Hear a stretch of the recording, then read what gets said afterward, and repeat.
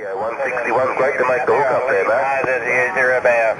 Yeah, Matt, J. Juliet Alpha Yankee was my name for your further information. Hi, this is CBRadioMagazine.com, and today we're going to take a look at the Uniden Grant LT. This was the last version of the Grant that was produced by Uniden. The Uniden Grant has been a very popular single sideband radio over the years, even with export models these days that do have single sideband and higher output. A lot of operators still choose to operate Grant LTs just because they are great radios, good performance, excellent receive. We have a new in-box one here on the left-hand side we've never actually used, and then we've got a used one on the right-hand side. We'll power on the radio and show you what it's all about through the features. We'll pop up the cover and show you the inside adjustment points, and we'll talk a little bit about what makes these such great single sideband radios. So this is the front of the original box that these radios came in, and they do come with kind of a strange microphone that you can see there. And let's open up the box and have a look.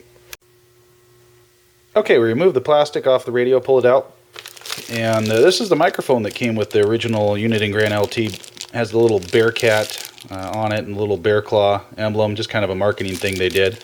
The radio matches up okay with this microphone. Definitely you can add an aftermarket mic, you know, a nice noise canceling microphone or a power microphone, and your audio will sound a little bit better than with the stock.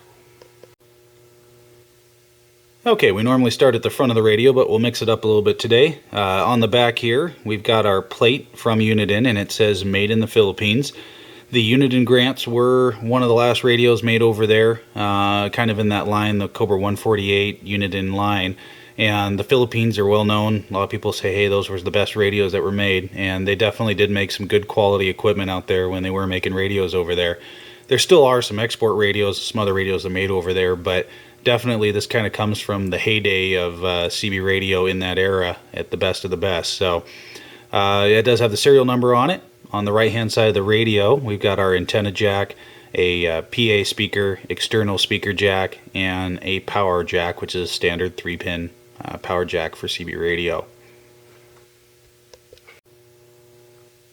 Alright, this is the front of the Uniden Grant LT radio, and very pretty looking. It's been new in the box since it was made, so nice condition on this one. And you look on the left hand side here, you'll see a 5-pin microphone connector. Here's your standard CB display for your meter. It's going to be, you know, same one in a Cobra 29 148. Got switches across the top here, and we've got knobs on the bottom. It can be dual control. Your channel selector over here with your channel display and an RX-TX light. So let's go in a little closer. I'll show you the knobs. Okay, starting at the left hand side with the knobs. On the bottom we've got volume on the inside, squelch on the outside. The volume control knob is also your on-off switch. RF gain on the inside, microphone gain on the outside.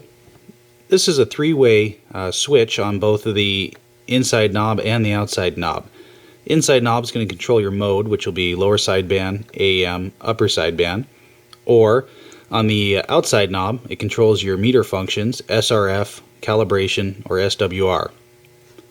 On the far right is the clarifier. The clarifier is going to be on the inside, SWR calibration on the outside. Across the top, we've got noise blank, A&L switch here. You can do it off, A&L, noise blank, A&L, automatic noise limiter. CB, PA function. High-low tone control, one of those ones where you can switch to low, it cuts out some of the hiss.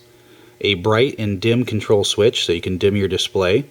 And a dynamic squelch control. The dynamic squelch control is supposed to be something that is in addition to the current squelch that's on here, and it's supposed to make it cut out some of the noise, get a clearer signal.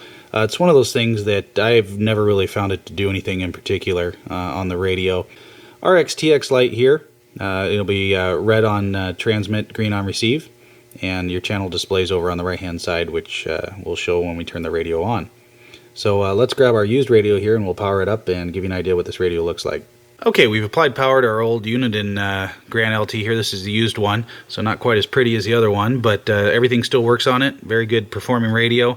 On the left hand side here you'll see there's a light in the meter, and you'll of course notice the backlit knobs on here, and that's a feature that they changed from the Uniden Grant XL to the LT version. And let me turn off the lights and I'll show you what it looks like at night. Very easy to find everything. and the knobs do light up real well. You can't really see the writing on the radio with these types of knobs, but once you use this radio enough, you know where everything is. A lot of radios nowadays have the faceplates that light up, the Night Watch or on the Galaxy, the Starlight. And those ones are always nice, but I found that these ones, they're really easy to use once you kind of know what you're looking for. And also, I've never had any problems with any of these burning out, so they seem to be very durable over the years. So one of the reasons people do love these radios is for the receive on them. They do have an excellent receiver in them, and as far as CB radios go, there aren't very many that have as good a receiver as these do. They just come across, stations come through very clean, clear, easy to understand.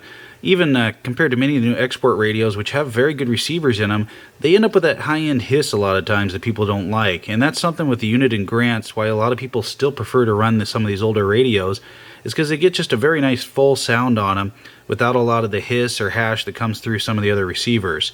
When you use these in the mobile, they're very good at filtering out the external noise, and that's just one of the reasons people like them. On transmit, the single sideband quality of these comes through very well. Once again, they're not going to be a loud screaming type single sideband radio, but they offer a very clear sound that just seems to punch through the airwaves very well.